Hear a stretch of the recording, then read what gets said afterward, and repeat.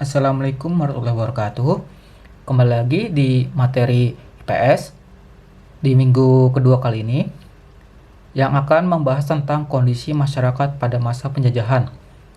Sebelum melakukan aktivitas, berdoa terlebih dahulu, kemudian cuci tangan di air mengalir selama 20 detik.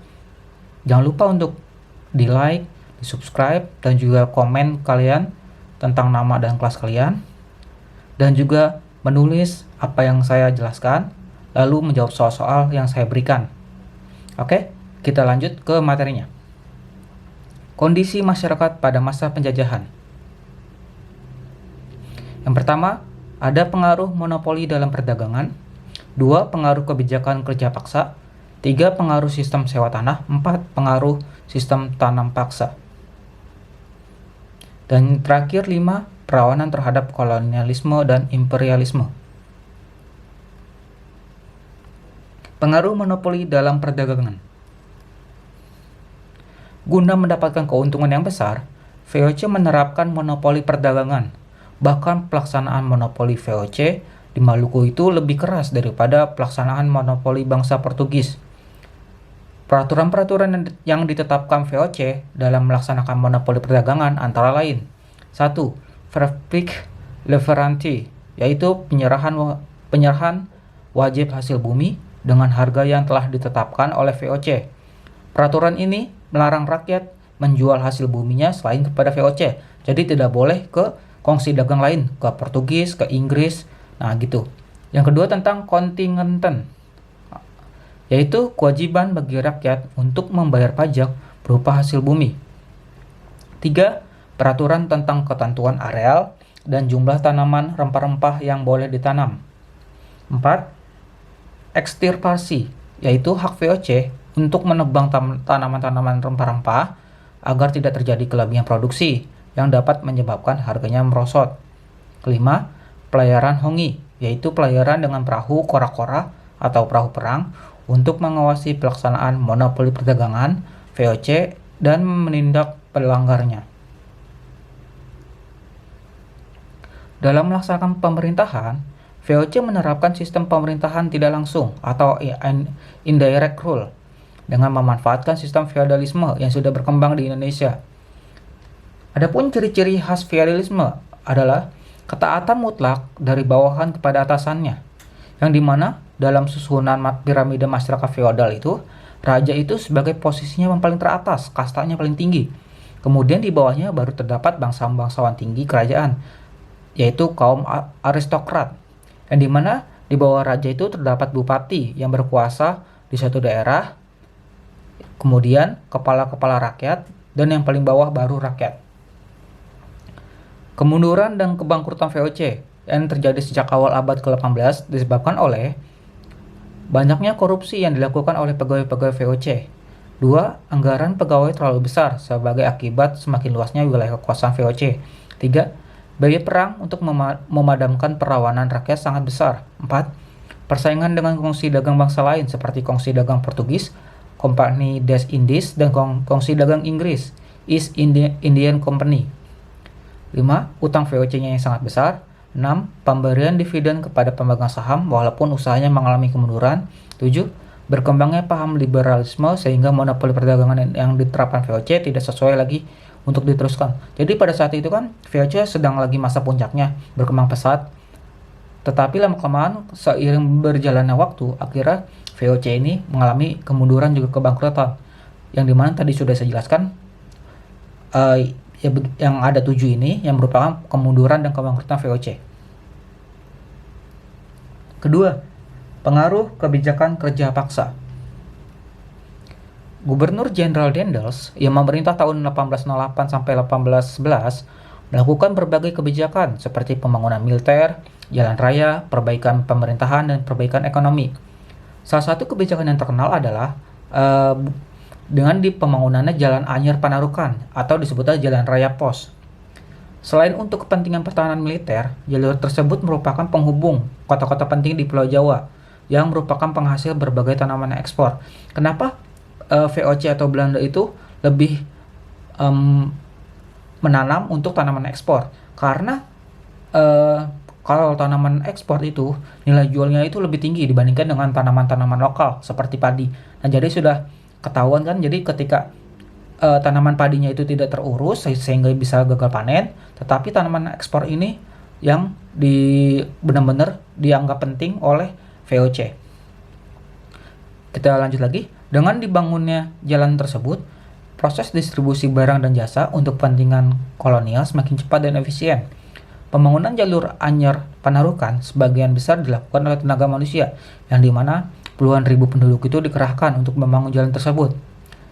Rakyat Indonesia dipaksa Belanda untuk membangun jalan.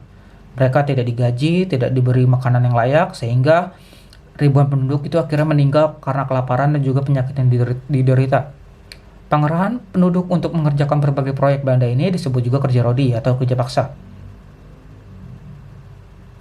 Nah, ini ada peta jalur Anyer Panarukan, yang dimana dari Merak sana, Merak, Cilegon, yang dari Banten lalu ke Tangerang, Jakarta, Bekasi, Bandung, terus sampai ke Jawa Timur sana di Panarukan.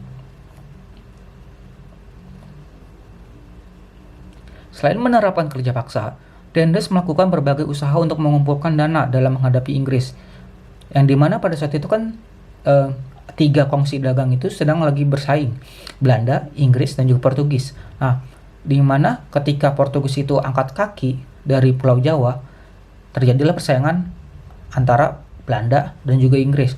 Yang dimana untuk menghadapi hal-hal tersebut, Belanda melakukan hal yang pertama, mengadakan penyerahan hasil bumi atau kontinganten, memaksa rakyat-rakyat menjual hasil buminya kepada pemerintah Belanda dengan harga yang murah, verplicht leverantie, melaksanakan Prengerstelsel, yaitu kewajiban yang dibebankan kepada rakyat Priangan untuk menanam kopi.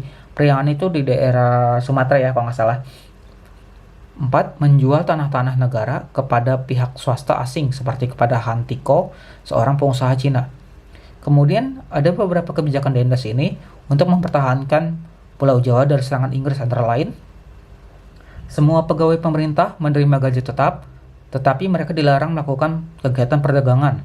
2. Melarang penyewaan desa kecuali untuk memproduksi gula, garam, dan sarang burung. 3. Menerapkan sistem kerja paksa atau rodi dan membangun ketentaraan dengan melatih orang-orang pribumi. 4. Membangun pelabuhan-pelabuhan dan membuat kapal perang berukuran kecil. Lalu yang ketiga tentang pengaruh sistem sewa tanah.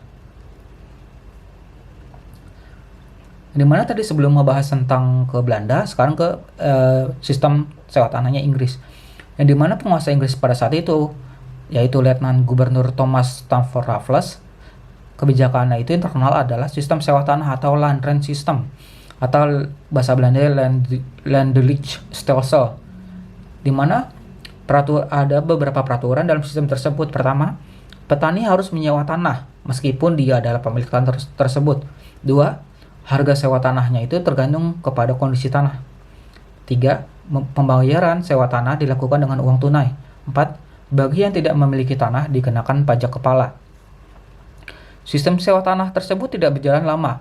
Hal ini disebabkan oleh beberapa faktor dan mendorong sistem tersebut tumbang akhirnya. Kemudian gagal dalam peranannya mengembangkan kejayaan kolonisasi Inggris di Indonesia. Adapun beberapa faktor kegagalannya, yang pertama, sulit menentukan besar kecil pajak bagi pemilik tanah karena tidak semua rakyat itu memiliki tanah yang sama. 2. Sulit menentukan luas dan tingkat kesuburan tanah petani. 3. Keterbatasan jumlah pegawainya, jadi pegawai Inggris itu sangat sedikit. Yang terakhir, masyarakat desa itu belum mengenal sistem uang, jadi belum mengenal tentang prinsip sistem menggunakan uang. 4. Pengaruh sistem tanam paksa. Kembali lagi ke penjajahan VOC atau Belanda, tanam paksa atau kultur stelsel yang dicetuskan oleh Gubernur Jenderal Belanda Johannes van der Bosch. Dalam pelaksanaan itu, tanam paksa sepenuhnya diawasi oleh pegawai-pegawai bangsa Belanda, yang dimana pada saat itu para pekerja akan mendapatkan upah atau kultur prosenten. Jadi kalau kerja paksa dulu oleh Daendels, VOC-nya dipimpin oleh Daendels, sekarang tanam paksa oleh Van der Bosch, yang dimana upah yang diperoleh akan bergantung kepada seberapa besar hasil yang dikumpulkan, kemudian diserahkan kepada Belanda. Jadi dengan sistem ini, para pelaksana tanam paksa ini menghalalkan segala cara untuk menghasilkan hasil yang besar, yang dimana terjadilah penyimpangan-penyimpangan dalam pelaksanaannya. Antara lain, rakyat lebih fokus menanam tanaman kualitas ekspor dibandingkan menggarap ladang atau sawah untuk tanaman lokal, karena lebih untung menjual hasil pertanian dari tanaman ekspor. 2. Bagi rakyat yang tidak memiliki tanah harus bekerja ekstra keras, melebihi waktu yang ditentukan. Jadi, ada sampai beberapa hari atau pelaksanaan kerja paksa ini atau tanam paksa ini, tetapi karena terjadi penyelewengan, maka melebihi waktu yang ditentukan. Nah, 3. Jatah tanah untuk tanaman ekspor itu melebihi 1/5 dari seluruh lahan yang digarap. Jadi sebelumnya bukan 1/5, tapi karena terjadi penyelewengan, akhirnya melebihi 1/5-nya itu. 4. Apabila terdapat kelebihan hasil panen, tidak dikembalikan oleh petani, tapi dinikmati oleh pegawai-pegawai VOC itu tersendiri. Yang terakhir, kegagalan panen menjadi tanggung jawab rakyat. Pelaksanaan tanam paksa mengakibatkan dampak yang besar bagi Indonesia, antara lain, pertama, dampak positif dulu. Rakyat Indonesia mengenal teknik menanam berbagai jenis tanaman baru. Jadi yang sebelumnya masyarakat Indonesia itu belum mengetahui tentang tanamannya apa, sekarang jadi lebih tahu.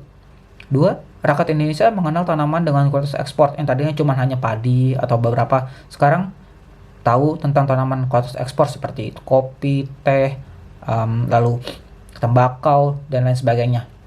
Lalu dampak negatif pelaksanaan tanam paksa.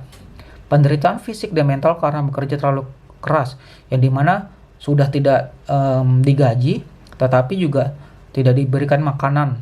Jadi tenaganya terkuras dan juga fisik mentalnya itu juga terkuras. 2. Pajaknya yang terlalu besar yang menyebabkan rakyat itu menderita. 3. Pertanian lokal khususnya padi itu mengalami gagal panen karena padi ini tidak diurusi oleh VOC, yang dimana diurusi oleh VOC itu tanaman-tanaman ekspor yang lebih menguntungkan baginya. 4. Kelaparan dan kematian di mana-mana. 5. Menurunnya jumlah penduduk Indonesia. Ya, ini ada soal yang merupakan materi minggu kemarin ya. Jadi kan kalau minggu kemarin kan belum saya kasih soalnya. Jadi untuk belajar kalian, ini ada 5 soal yang merupakan materi sebelumnya. Yang pertama, apa yang melatar belakangi kedatangan bangsa Barat ke Indonesia? 2. Sebutkan 3 motivasi 3G. 3. Mengapa bangsa Barat tertarik datang ke Indonesia? 4. Sebutkan 3 bangsa Barat yang pernah datang ke Indonesia. 5. Apakah kepanjangan dari EIC dan VOC? Jadi soal-soal ini sudah saya bahas di materi sebelumnya. Jadi tinggal kalian melihat lagi materinya. Dan kemudian ini untuk soal yang minggu ini atau materi yang sekarang ini. Ada 5 soal. Yang pertama, 1. Sebutkan 3 peraturan yang telah dibuat VOC dalam melaksanakan monopoli perdagangan. 2. Apa penyebab kemunduran dan kebangkrutan VOC? 3. Sebutkan dampak positif pelaksanaan tanam paksa. 4. Siapakah penguasa Inggris ketika menjajah Indonesia? 5. Apa nama lain dari sistem sewa tanah Inggris? Oke, itu aja soalnya. Soal minggu lalu dan juga soal untuk minggu ini. Jadi ada totalnya ada 10 soal. Jadi kalian kalau untuk menjawab soalnya bisa lihat materi sebelumnya juga materinya sekarang. Jangan sampai kalian skip video ini ya. Kalian harus nonton habis video ini. Oke, cukup sekian. Terima kasih atas perhatiannya. Mohon maaf banyak kekurangan. Wassalamualaikum warahmatullahi wabarakatuh.